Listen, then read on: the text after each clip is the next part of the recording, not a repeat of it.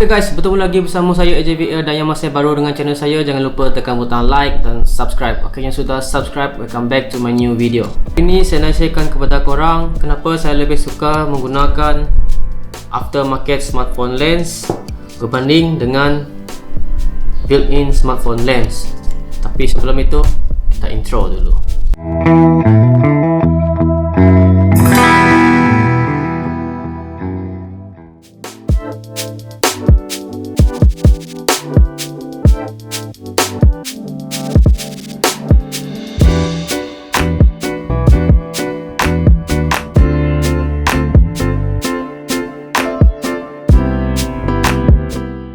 Okay guys, welcome back to my video. Okay, sebelum tu saya nak share sikit berkenaan dengan trend smartphone. Okay, dulu kita hanya lihat smartphone mempunyai single camera. Tak lama kemudian double camera, and then triple camera. Sekarang ni quad camera. Saya rasa semua orang tahu, tak semestinya kalau korang mempunyai kamera yang banyak menjanjikan footage ataupun foto yang menarik, ianya bukan berfungsi sekaligus. Setiap kamera mempunyai sensor masing-masing. Sebagai contoh, saya punya smartphone. Okey, saya punya smartphone adalah LG V40. Okey, LG V40 mempunyai 5 buah kamera. So, 3 kamera belakang dan 2 kamera depan. Tapi untuk hari ini saya hanya fokus kepada kamera belakang sahaja. Untuk spek kamera LG V40, okey, ini adalah primary camera, ini adalah ultra wide, dan ini adalah telephoto lens. Okey, untuk primary camera ianya ada 12 megapiksel, aperture f1.5. Dan untuk ultra wide ianya mempunyai 16 megapiksel dan aperture 1.9. Dan untuk telephoto lens juga ada 12 megapiksel dan aperture 2.4. Setiap sensor mempunyai fungsi masing-masing. So, bagaimana korang nak gunakan fungsi tersebut? Ianya terpulang kepada korang. Bagaimana ataupun apa shot yang korang nak. Kalau korang rasa korang nak shot yang biasa, korang boleh gunakan primary camera. Kalau korang nak ambil shot yang backgroundnya lebih luas, korang boleh gunakan ultra wide lens. Dan kalau korang rasa korang nak portrait mode ataupun portrait shot, korang boleh gunakan telephoto lens sebab dia punya bokeh boleh tahan. Kalau korang tanya saya, adakah saya gunakan semua sensor ini? Jawapan saya, tak. Saya hanya menggunakan primary camera sahaja. Saya lebih suka menggunakan telephoto lens sirui ataupun apexel telephoto lens yang ni. Dan untuk ultra wide shot, saya akan gunakan 110 degree dan 170 degree. Saya tak akan gunakan saya punya built-in smartphone sini. Kenapa saya tak gunakan built-in lens sedangkan semua lens yang saya biasa gunakan semuanya ada di smartphone saya? Okay, jawapannya adalah perbezaan setiap sensor. Okay, kalau korang perasan tadi, untuk primary lens dia ada 12 megapiksel dan aperture f1.5, dan untuk ultra wide 16 megapiksel, aperture f1.9, dan untuk telephoto lens 12 megapiksel, aperture f2.4. Masing-masing mempunyai aperture yang berbeza. So, secara amnya primary camera akan menerima lebih banyak cahaya berbanding dengan ultra wide dan telephoto lens yang built-in dalam smartphone saya. Ini yang saya belajar daripada YouTuber yang berjaya. So, saya akan kongsikan kepada korang semua. Tapi ini hanya secara ringkas. So, kalau saya salah, korang boleh tolong betulkan.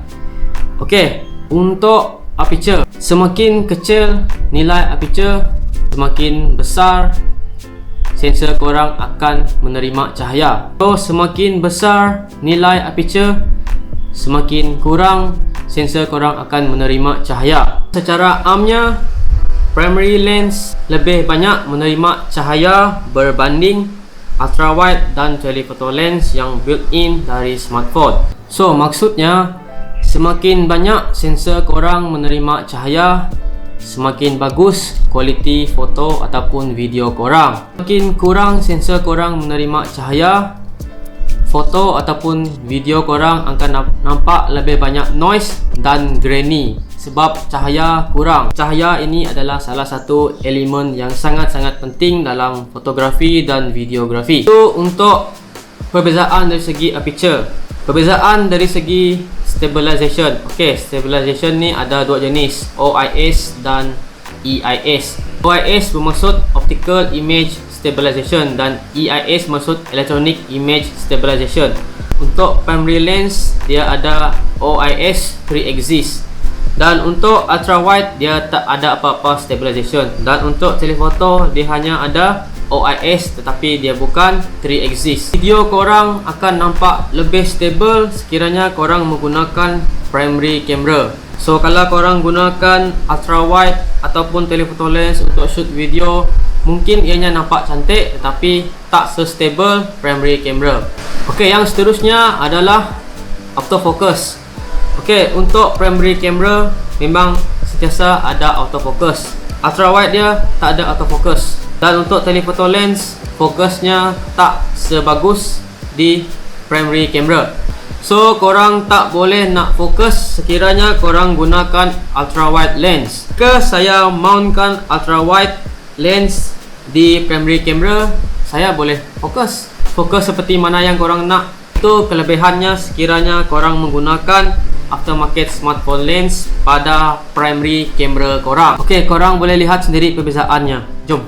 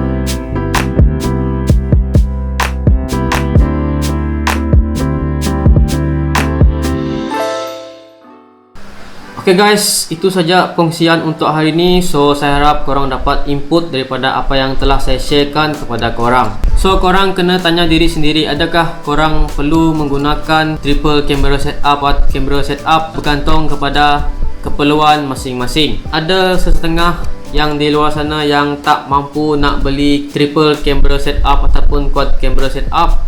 Korang boleh ikut cara saya. Yang ada single camera tu, korang hanya perlu beli lens ini saja. There's no such thing korang ketinggalan zaman sekiranya korang tak menggunakan triple camera setup, quad camera setup, sebab primary camera adalah yang terbaik. Korang masih hidup juga dalam tahun 2020. Okey, untuk suggestion saya, kalau korang yang nak dapatkan single camera smartphone, untuk iOS korang boleh beli iPhone 7, iPhone 8, iPhone SE dan iPhone XR. Dan untuk Android, bagi saya yang terbaik adalah korang boleh dapatkan Google Pixel 2, Pixel 2 XL, Google Pixel 3 dan Google Pixel 3 XL. Okay, kalau boleh jangan beli lens yang murah ataupun cheap. Kalau korang dah mountkan lens korang pada primary camera korang, korang lihat dia punya bulatan hitam ataupun vignetting. Selepas itu distortion sangat ketara. Setakat ni saya punya lens semuanya tak ada benda yang telah saya mentionkan tadi. Lens saya ni pun bagi saya bukan yang murah. Bagi yang nak beli smartphone yang ada triple camera setup ataupun quad camera setup, itu terpulang kepada korang, sebab financially kita semua tak sama. So yang tak mampu, mungkin korang boleh ikut alternatif yang saya buat ni. Yang mampu tu, kalau korang tak nak ikut alternatif yang saya tunjukkan, korang boleh belilah. So sekiranya korang ada pertanyaan ataupun ada benda yang korang nak kongsi, korang boleh komen di ruangan yang disediakan. Okay guys, thanks for watching. I see you guys on the next video. Ciao.